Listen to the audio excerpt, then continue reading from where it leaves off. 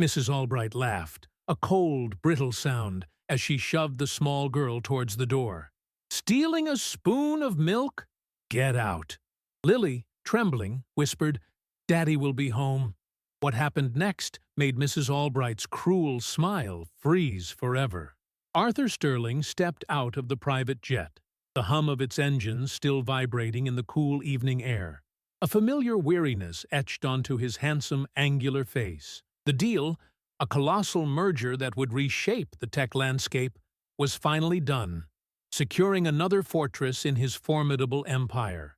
He should have felt elation, a surge of triumph, but only a hollow ache resided within him, a persistent echo of the profound loss that had left his world muted since his beloved Clara's departure during Leo's birth. The vastness of his success felt like a shimmering, empty shell without her, and his children, Lily, barely 6, and Leo, a baby still finding his footing, were often distant constellations in his orbit, cared for by a retinue of staff. He craved the quiet solitude of his sprawling estate, a place that once buzzed with Clara's vibrant energy, but now often felt like a mausoleum of unspoken grief. His driver, a silent, efficient man named George, navigated the familiar winding roads leading to the mansion. The estate, nestled amidst ancient oaks and manicured gardens, loomed majestically under the twilight sky, its grand windows glowing with a soft, inviting warmth. Arthur felt a flicker of anticipation, a rare sensation, hoping to catch a glimpse of his children before they drifted off to sleep, perhaps to read Lily a story, to feel Leo's tiny hand in his. He had been away for 2 weeks, an eternity in a child's world, and a pang of guilt, a constant companion, tightened its grip around his heart. He knew he provided everything materially, but the emotional chasm, the one he himself struggled to bridge, often left him feeling inadequate as a father. As the car pulled up the sweeping driveway, something felt amiss. A faint, distant wail, sharp and piercing, sliced through the evening quiet. It was Leo, his baby boy, a sound Arthur recognized with a sudden, sickening jolt of paternal alarm. He dismissed George with a curt nod, his feet already moving before the car had fully stopped, a primal instinct overriding his usual composed demeanor.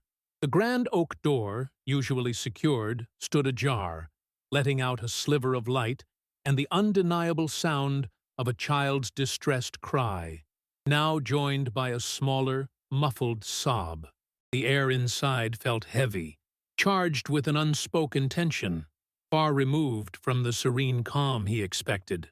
He found Lily, his beautiful, bright-eyed daughter, huddled against the cold marble floor in the dimly lit hallway, her small body trembling, tears streaming down her face, leaving streaks on her soft cheeks. Her usually vibrant dress was rumpled, and she clutched a small, worn teddy bear as if it were her last anchor in a turbulent sea. Her eyes, wide with terror, met his, and a raw, desperate plea escaped her lips. "Daddy, please, make her stop. She took Leo. She said I'm bad. I just wanted a little milk. She's so mean." The words, fragmented and choked with fear, tore through Arthur's carefully constructed emotional walls, unleashing a storm of protective fury he hadn't known he possessed. His gaze swept the opulent hallway, searching for an explanation, for the her his daughter spoke of, and then he saw her. Miss Exeter Albright, the impeccably dressed housekeeper, a woman he had trusted implicitly with his children's care, stood at the top of the grand staircase, a chillingly placid expression on her face, a faint, almost imperceptible smirk playing on her lips, holding a crying Leo tightly in her arms. The scene, stark and horrifying, slammed into Arthur with the force of a physical blow, shattering his composure and igniting a terrifying cold rage deep within him. A chilling quiet descended upon the grand foyer, broken only by Leo's fading whimpers and Lily's soft, shuddering sobs. Arthur's eyes, usually sharp and calculating in the boardroom, now blazed with a raw, primal fury, fixed on Mrs. Albright's unnervingly calm face.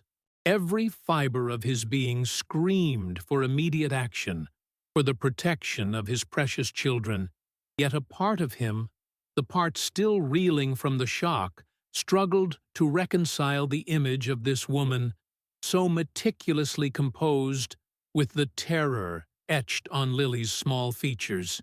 He moved towards Lily first, his powerful strides closing the distance between them in an instant, dropping to one knee on the cold marble, enveloping her trembling form in his arms. Her small body felt impossibly fragile against his, a stark reminder of her innocence, now seemingly shattered. He gently pushed her hair from her tear-streaked face, his voice, usually resonant and commanding, a strained whisper filled with a tenderness he rarely allowed himself to show. "Tell Daddy everything, little one," he urged, stroking her back, his gaze still darting up to Mrs. Albright, who remained impassive at the top of the stairs, a silent, unsettling sentinel. Tizzy. Albright descended the staircase with an almost theatrical grace, her movements fluid and unhurried, as if she were merely observing a minor domestic inconvenience. Her perfectly coiffed hair and crisp uniform bespoke an orderliness that now felt deeply sinister. She offered a practiced, almost pitying smile. "Mr. Sterling, you're home earlier than expected. Lily was being quite troublesome, you see. She had snuck into the kitchen for milk, quite against her rules, and then became rather agitated when I tried to correct her. Children can be so dramatic, can't they?"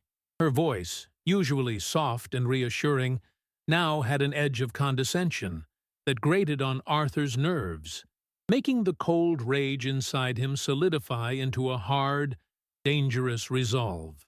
He held Lily tighter, feeling her small body flinch at the housekeeper's voice, a clear, undeniable sign that this was no childish exaggeration. Arthur slowly rose, Lily still clinging to his leg, his eyes never leaving Mrs. Albright's. He extended his hand, a silent command. "Give me my son." The air crackled with unspoken tension, the opulent surroundings suddenly feeling oppressive and cold. Mrs. Albright hesitated for a fraction of a second, a flicker of something unreadable in her eyes, before she carefully transferred the still sniffling Leo into Arthur's waiting arms. The baby instantly quieted, burying his face into his father's shoulder, his tiny fingers clutching Arthur's expensive suit jacket, holding both his children, their vulnerability a stark contrast to his own formidable presence. A wave of profound guilt washed over Arthur. His empire, built on relentless ambition and uncompromising intellect, had consumed him entirely since Clara's departure. Her vibrant spirit, the very light of his life, had been extinguished too soon, leaving a gaping wound that he tried to fill with work, with more success, anything to numb the gnawing emptiness. He had entrusted the most precious parts of his world, his children, to others, retreating into his grief, believing that providing material comfort was enough, that a dedicated staff could fill the void his emotional absence created.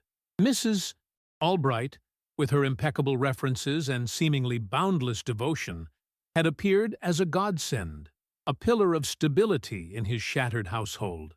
She had cultivated an image of unwavering loyalty, subtly positioning herself as indispensable, gently yet firmly managing all household affairs, including the children's routines, often making it seem as though she alone understood their needs. He remembered her initial interviews, her calm demeanor, her seemingly genuine affection for children, her assurances that she would treat Lily and Leo as her own. Arthur, blinded by his own sorrow and the crushing weight of his responsibilities, had seen what he wanted to see, a solution, a balm for his aching conscience. He had poured resources into ensuring his children had the best of everything, unaware that the most vital ingredient, his active, present love, was precisely what they lacked, creating an opening for someone like Mrs. Albright to exploit. He had been so immersed in his own sorrow, in the endless pursuit of more, that he had missed the subtle shifts, the guarded looks from Lily, the increasing frequency of Leo's unexplained cries, the way Mrs. Albright subtly discouraged other staff from interacting too closely with the children. Now, seeing Lily's raw fear, feeling Leo's trembling body, the truth, ugly and undeniable, began to claw its way through the fog of his grief. This was not the dedicated caregiver he had hired, but something far more insidious, lurking beneath a veneer of polished professionalism. The house, once a sanctuary he rarely visited, now felt like a prison, and his children, his beautiful, innocent children, were its unwitting captives. He would not stand for it, not for another moment. Arthur's grip tightened around Leo, his gaze, sharp and unwavering, pierced through Mrs. Albright's placid exterior. The silent challenge hung heavy in the air, a palpable tension that seemed to vibrate off the grand marble walls. He knew, with a chilling certainty that settled deep in his bones, that something profoundly wrong had been festering within the walls of his home, hidden beneath the veneer of impeccable order and Mrs. Albright's carefully constructed facade of devotion. His mind, accustomed to dissecting complex corporate strategies, now raced to understand the subtle cues, the frightened flinch of his daughter, the desperate cling of his son. He had been so blind, so consumed by his own sorrow, that he had failed to see the danger lurking in plain sight. This realization was a bitter pill, a searing indictment of his own absence, and it fueled a quiet, terrifying resolve within him. He would uncover every truth, no matter how painful, and protect his children with every fiber of his being. He led Lily and Leo away, his powerful frame shielding them, moving with a deliberate slowness that conveyed both protection and a silent warning to Mrs. Albright, who watched their retreat with an unblinking stare. He settled the children in the living room, a space usually reserved for formal gatherings, now feeling like a temporary sanctuary. Lily, still trembling, curled into his side on the plush sofa, her small hand clutching his shirt, while Leo, finally calm, slept soundly in his arms, his innocent face a stark contrast to the storm raging within Arthur. He spoke softly to Lily, his voice a balm against her fears, asking gentle questions about her day, about Mrs. Albright, about anything that might unlock the secrets of the house. Lily, however, remained mostly withdrawn, her eyes darting nervously towards the doorway, a clear indication that her fear was not easily dispelled. She would only whisper, "She doesn't like it when I talk," her words laced with a deep-seated apprehension that chilled Arthur to the core. Over the next few days, Arthur cancelled all his travel plans, his empire momentarily forgotten. He observed, he watched, he listened. The house, once a silent testament to his grief, now became his personal investigation ground. He noticed the subtle yet unmistakable signs: Lily's sudden flinches when Mrs. Albright entered a room, the way Leo's innocent babbling would cease abruptly whenever the housekeeper was near, replaced by a tense silence or a soft whimper. There were unexplained bruises, faint, almost imperceptible marks on Lily's arms and legs, which Mrs. Albright dismissed with a practiced ease, attributing them to clumsy childhood play. She would alternate between an almost suffocating subservience when Arthur was present, her voice sweet, her demeanor solicitous, and a chillingly cold detachment when she believed herself unobserved. He once overheard her, through a partially open door, speaking to Leo in a tone devoid of warmth, a sharp, clipped command that made the baby cry out, only to be shushed abruptly. Arthur began to search, meticulously, discreetly. He started with his late wife Clara's personal effects, a collection of boxes he hadn't had the heart to touch since her departure. He sought not only solace, but also answers. a connection to the vibrant woman who had once filled these rooms with laughter and light. Tucked away in a forgotten jewelry box, beneath a tangle of delicate pearls, he found a small, exquisitely penned letter, its edges softened with age, addressed to him. Clara's elegant script spoke of her enduring love, her dreams for their children, and then a sudden, unsettling shift in tone. She mentioned a growing unease, a feeling that something was amiss with the new housekeeper she had hired shortly before Leo's birth. "I feel a strange chill, Arthur," she had written, her words now a haunting echo from the past. A sense of something not quite right, a shadow in the corners of her eyes, even as she smiles. "I'm probably just tired, but promise me, my love, you'll always watch over our little ones." This fragment of a letter, a whisper from the grave, ignited a fierce fire within Arthur, transforming his quiet suspicion into a burning certainty. Clara, ever perceptive, had seen it, even in her delicate state.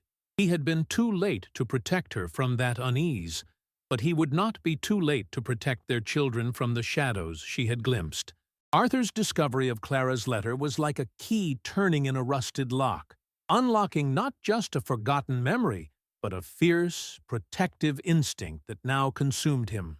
The words, penned by the hand he loved, painted a chilling picture of a subtle menace, a shadow Clara had perceived even in her delicate state. This wasn't merely a lapse in judgment. This was a calculated deception, preying on his grief and absence. The guilt gnawed at him, a raw, burning sensation in his chest, for having dismissed Clara's unspoken anxieties, for having been so absorbed in his own pain that he had allowed such a darkness to envelop his children. His formidable intellect, usually reserved for the cutthroat world of technology, now focused with laser-like precision on Mrs. Albright, dissecting her every movement, her every word, searching for the cracks in her meticulously crafted facade. He began to install discreet cameras, tiny lenses hidden within the ornate fixtures of the house, turning his sanctuary into a silent, unblinking eye, determined to uncover the full extent of her treachery. The surveillance revealed a chilling duality. In Arthur's presence, Mrs. Albright remained the picture of solicitous care, her voice a soothing balm, her gestures gentle and attentive towards Lily and Leo. She would offer charming anecdotes about their day, praise Lily's drawings, and coo over Leo's milestones, all designed to reinforce the image of a devoted caregiver. But the moment Arthur's car pulled out of the driveway, or he retreated to his study, the mask would slip. The camera in the playroom captured Lily being abruptly pulled away from her toys, her small hand slapped for an imagined transgression, her cries met with a cold, dismissive glare. Leo, frequently left alone in his crib for extended periods, his desperate wails ignored, would eventually exhaust himself into a fitful sleep. One evening, Arthur watched, his heart a leaden weight in his chest, as Mrs. Albright snatched a half-eaten sandwich from Lily's hand, accusing her of being wasteful, before locking her in her room with the chilling admonition that she would only eat when she learned gratitude. The subtle bruises on Lily's arms now made terrifying sense, each mark a silent testament to a cruelty he had been too blind to see. He also noticed discrepancies in the household accounts. Small sums, initially insignificant, began to accumulate into a substantial amount. Receipts for groceries seemed inflated, luxury items appeared in the house that he had not authorized, and a significant portion of the children's trust fund, established by Clara, had been mysteriously siphoned off through a series of complex, almost untraceable transactions. Mrs. Albright, it turned out, was not just a manipulative caregiver, she was a thief, her greed intertwining with a deep-seated resentment that simmered beneath her polished exterior. He recalled her subtle comments about the disparity between her life and his, veiled remarks about how fortunate some people were, how others had to struggle for every penny. It was clear now. She saw his wealth not as a responsibility, but as a resource to be plundered, and his children not as innocent beings to be nurtured, but as obstacles or, worse, tools in her elaborate scheme, a means to an end.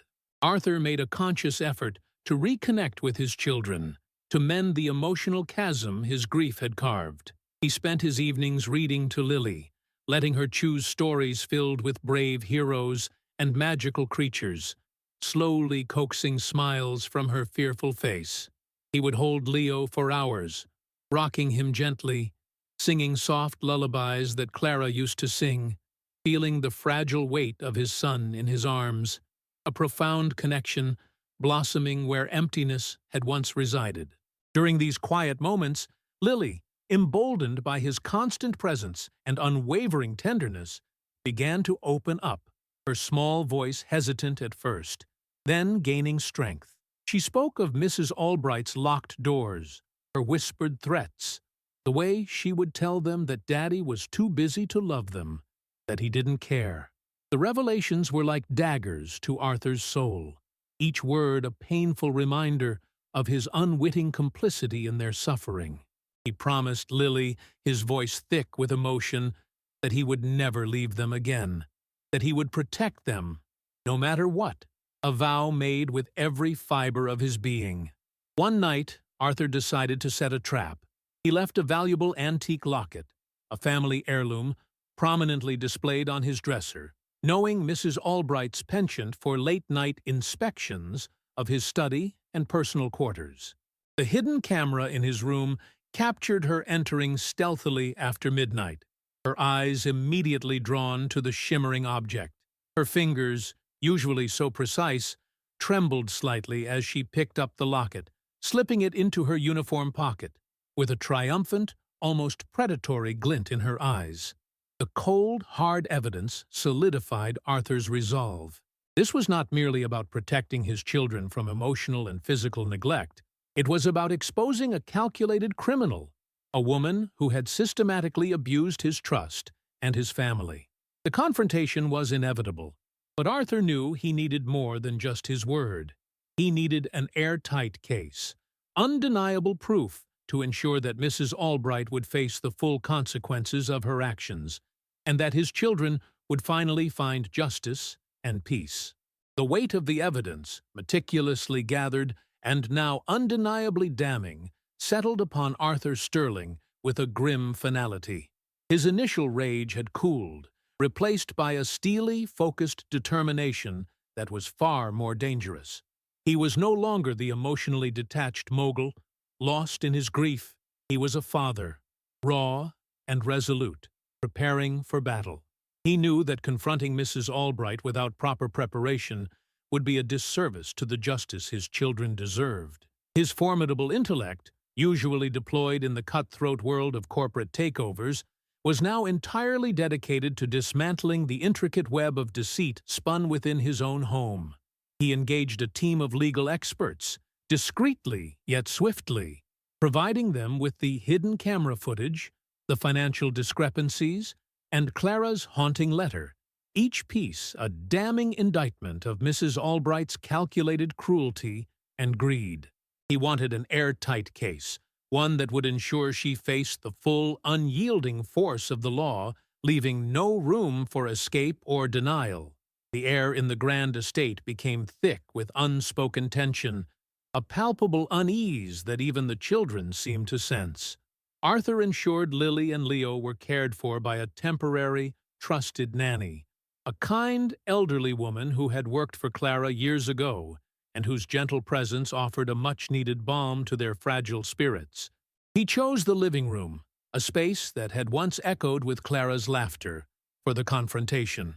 The room, usually bathed in a soft, welcoming light, felt cold and imposing as Mrs. Albright was summoned. She entered with her usual composed demeanor, a faint, almost imperceptible air of superiority still clinging to her, her eyes scanning the room as if searching for an audience. Arthur stood before her, his posture unyielding, his face a mask of controlled fury, holding a tablet with a single damning image displayed on its screen. a still from the hidden camera, capturing her hand slipping the antique locket into her pocket. Mrs. Albright's practiced smile faltered, her eyes narrowing as she saw the image. A flicker of something akin to panic crossing her features before she quickly composed herself. "This is preposterous, Mr. Sterling," she stated, her voice surprisingly steady, a desperate attempt to maintain her facade. "I don't know what this is, but I assure you, it's a misunderstanding, perhaps a trick of the light." Her words, however, lacked their usual conviction, a subtle tremor betraying her carefully constructed calm. Arthur remained silent, his gaze unwavering, allowing the weight of the moment and the undeniable visual evidence to press down upon her. He then played a series of clips, each one a silent, horrifying testament to her actions.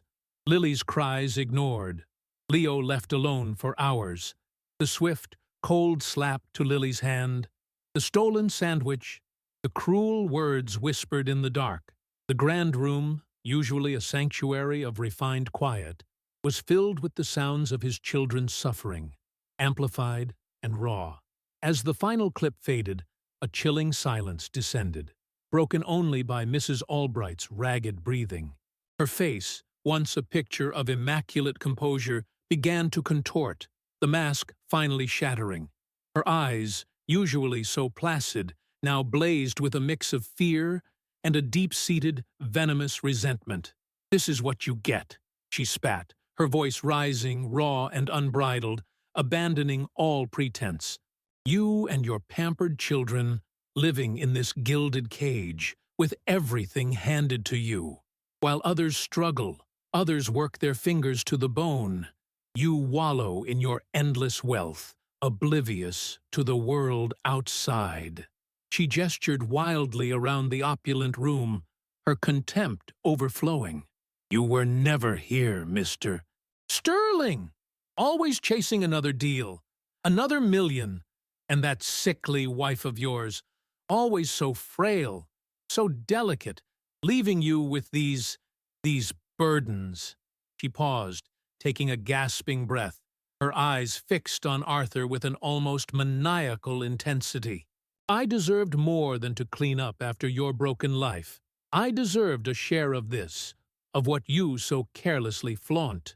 The locket, the money, it was merely a small compensation for the indignity of serving your perfect, privileged world." Her outburst was a torrent of bitterness, a stark revelation of the deep-seated anger and envy that had festered beneath her outwardly solicitous demeanor. It was a terrifying glimpse into the dark corners of her soul, confirming Arthur's worst fears. He listened, his heart a heavy stone in his chest, not with anger, but with a profound sadness for the twisted worldview that had allowed her to inflict such pain upon innocent children.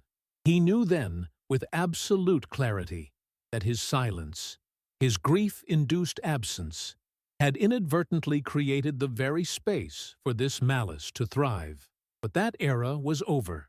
He was no longer a man defined by his loss, but by his unwavering commitment to his children's safety and well-being. The justice he sought was not just for retribution, but for the restoration of their stolen innocence, for the reaffirmation of truth and the unconditional love that would now envelop them. He knew this was just the beginning of a long and arduous journey, but he was ready, armed with truth, courage, and a love that burned brighter than any darkness. The police were called, not with a frantic urgency, but with the cold, measured precision of a man who had meticulously prepared for this moment. Arthur's voice, usually calm in high-stakes negotiations, held an unshakable authority as he laid out the facts, presenting the irrefutable evidence he had painstakingly collected. The hidden camera footage, the discrepancies in the financial records, the stolen locket, and Clara's poignant letter, each piece a silent witness to Mrs. Albright's calculated malice, were handed over with a solemn gravity. The officers, initially skeptical of a complaint from such a wealthy and seemingly untouchable household, quickly realized the depth and depravity of the situation. their expressions shifting from professional detachment to grim understanding.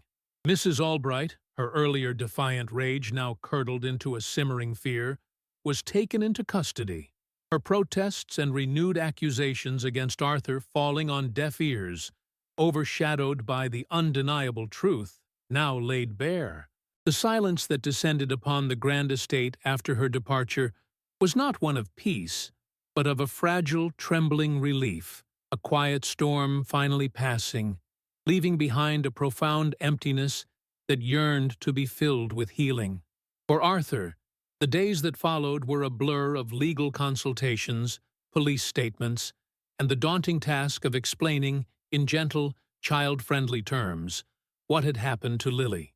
He shielded them fiercely from the harsh realities of the legal process, ensuring their world remained as soft and safe as possible. He spent every waking moment with Lily and Leo, his presence a constant, reassuring anchor in their disrupted lives. He read to Lily for hours, built towering block castles with Leo, and simply held them close, allowing his unconditional love to seep into their fragile hearts, mending the invisible wounds left by Mrs. Albright's cruelty. Lily, though still carrying a shadow of fear in her eyes, slowly began to unfurl, like a delicate flower reaching for the sun after a long, dark winter. Her laughter, once a rare and hesitant sound, now bubbled up more freely, filling the once silent halls with a joyful melody. Leo, too, thrived under his father's constant attention, his tiny hands reaching out for Arthur with an innocent trust that both warmed and broke Arthur's heart, a stark reminder of the time he had lost. The legal battle, though meticulously prepared, was not without its emotional cost. Arthur's legal team, a formidable array of child advocacy lawyers and financial fraud specialists, worked tirelessly to build an unassailable case. They meticulously documented every instance of neglect, every bruise, every stolen penny, transforming the raw pain into irrefutable evidence. He knew that Lily's testimony, though crucial, would be the most harrowing part, and he prepared her with immense care and sensitivity, explaining that her words would help other children, that her bravery would bring justice. He reassured her that she was safe, that he would be with her every step of the way, his hand a constant, comforting presence. The thought of his small daughter having to recount her trauma in a formal setting filled him with a profound ache, but he also recognized the strength budding within her, a resilience forged in adversity. Mrs. Albright, refusing to admit guilt, mounted a desperate defense, attempting to paint Arthur as an absentee father, a man too preoccupied with his wealth to care for his children, and Lily as an imaginative, attention-seeking child. Her lawyers tried to twist Arthur's past grief and his professional demands into a narrative of neglect, arguing that her actions, if any, were merely attempts to impose discipline where a father had failed. These accusations, though baseless, stung Arthur deeply, echoing the very guilt he had grappled with for so long. Yet, instead of breaking him, they only solidified his resolve, transforming his self-reproach into an unyielding determination to prove her true nature and secure the future his children deserved. He understood now that true protection went beyond material provision. It demanded his full, unwavering presence, his voice, his heart, all dedicated to their well-being. The court proceedings, when they finally began, were a crucible of emotions. The sterile courtroom, usually a place of detached legal arguments, became a stage for the raw, human drama of betrayal and redemption. Arthur sat in the front row, his gaze fixed on Lily, offering silent encouragement as she bravely took the stand. Her small voice, clear and unwavering despite her fear, recounted the locked doors, the hunger, the cold words, and the unsettling feeling of being alone. She described Mrs. Albright's shifts from feigned kindness to chilling cruelty, her words painting a vivid, heartbreaking picture of her stolen innocence. The courtroom hung on her every word, the weight of her truth settling heavily upon all present. Arthur felt a surge of overwhelming pride for his courageous daughter, a fierce love that transcended all pain, knowing that her testimony was not just for her own justice, but for every child who might suffer in silence. The prosecution methodically presented the evidence, the surveillance footage, played in a hushed courtroom, showing the undeniable acts of neglect and abuse, the financial records detailing the systematic embezzlement, the antique locket, recovered from Mrs. Albright's possession, a tangible symbol of her deceit. Each piece of evidence chipped away at Mrs. Albright's carefully constructed defense, leaving her increasingly exposed and vulnerable. Her composure, once so unyielding, began to crack under the relentless pressure of the truth. She shifted uncomfortably, her eyes darting around the room, no longer able to maintain the facade of an aggrieved, misunderstood caregiver. The weight of her actions, once hidden in the shadows of Arthur's grief and absence, was now brought into the harsh light of public scrutiny, and there was nowhere left for her to hide. Arthur watched her, not with triumph, but with a profound sense of sorrow. He saw a woman consumed by envy and bitterness, a woman who had allowed her own pain to become a weapon against the innocent. He felt the heavy burden of his past mistakes, the years he had allowed himself to be lost in sorrow, unknowingly leaving his children vulnerable. But with that burden came a powerful sense of purpose, a clarity he had never known. This wasn't just about winning a legal battle. It was about reclaiming his family, rebuilding their lives on a foundation of honesty, trust, and boundless love. He knew the path ahead would still be challenging, but he was ready to walk it, hand in hand with his children, towards a future where their laughter would echo freely, untainted by fear. Mrs. Albright's carefully constructed defenses crumbled under the relentless assault of truth, each piece of evidence a chisel chipping away at her facade. Her eyes, once so calculating, now darted wildly, reflecting a desperate fear that had finally eclipsed her ingrained arrogance. As the prosecutor presented the final damning piece of footage, a brief, horrifying clip of Lily being roughly pushed against a wall, her small cry muffled, Mrs. Albright's composure snapped entirely. A guttural sound escaped her, a raw, almost animalistic shriek that pierced the solemn quiet of the courtroom. "This is a lie!" she screamed, her voice hoarse and venomous, shaking uncontrollably as she pointed a trembling finger at the large screen displaying the image. "This child is a liar. She makes things up. She's manipulative, just like her mother, always wanting attention, always wanting to be the center of everything." Her words, meant to discredit Lily, instead exposed the depth of her own malice, revealing a cruelty so profound it sent a shiver through the spectators. The judge's gavel struck repeatedly, a sharp, insistent sound trying to restore order, but Mrs. Albright continued to rage, her face contorted, a mask of pure, unadulterated hatred. Arthur watched her outburst, a cold dread washing over him, not for himself, but for Lily, who sat beside him, her small hand clutching his. He felt her flinch, her tiny body tensing at Mrs. Albright's venomous words. He immediately enveloped her in a protective embrace, shielding her from the torrent of bitterness, whispering assurances into her hair, his own heart aching with a renewed sense of failure that his daughter had been subjected to such vitriol. The courtroom, initially stunned into silence, now buzzed with murmurs of disbelief and disgust. The jury, whose faces had remained impassive throughout the proceedings, now showed clear signs of distress and condemnation, their gazes fixed on Mrs. Albright with a mixture of pity and revulsion. It was clear then, in that explosive moment, that whatever lingering doubts they might have harbored about the extent of her depravity had been irrevocably shattered.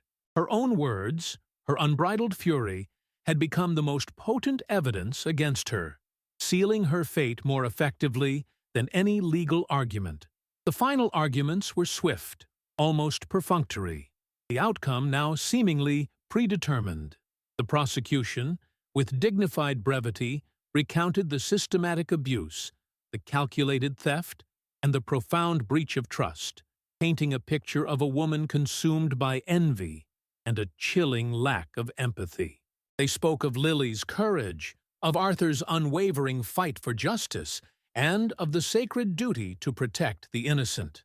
Arthur's lawyer emphasized the profound responsibility of care, the vulnerability of children, and the insidious nature of cruelty that hides behind a facade of normalcy. Mrs. Albright's defense, stripped bare of any credibility by her own actions, offered only weak denials and accusations that now rang hollow, dismissed by the collective consciousness of the courtroom. The air was thick with anticipation, a heavy weight pressing down on everyone as the judge prepared to instruct the jury, the scales of justice visibly tipping. As the jury retired to deliberate, a profound silence settled upon Arthur and Lily. The tension that had coiled within him for weeks began to unravel, replaced by a weary exhaustion. He held Lily close, feeling the steady rhythm of her small heart against his chest, a stark contrast to the tumultuous emotions that had raged within the courtroom. He knew that whatever the legal outcome, the real work of healing, of rebuilding their lives, was only just beginning. He looked at Lily's innocent face, still etched with a lingering sadness, and a fierce resolve hardened within him.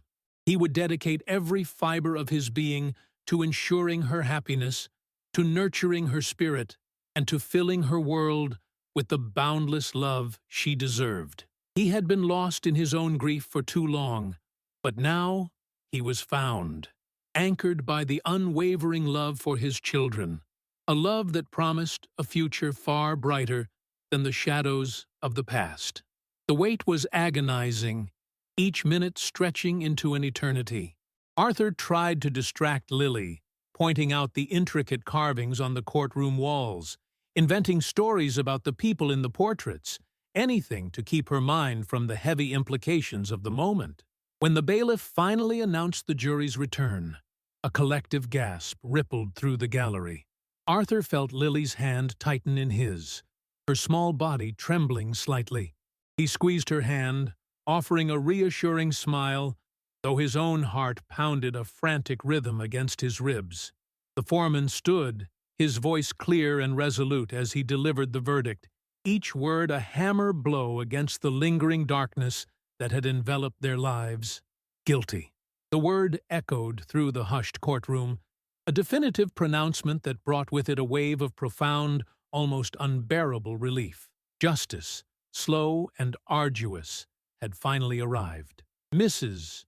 Albright, upon hearing the verdict, slumped in her seat, her face pale and devoid of all color, the last vestiges of her defiance draining away, leaving behind only a shell of her former self. The judge, with a stern and unwavering voice, proceeded to outline the sentencing, emphasizing the severity of the crimes committed against vulnerable children and the egregious breach of trust. The weight of the law, once an abstract concept, now manifested as an undeniable reality, ensuring that the malevolence she had sown would reap its just consequences.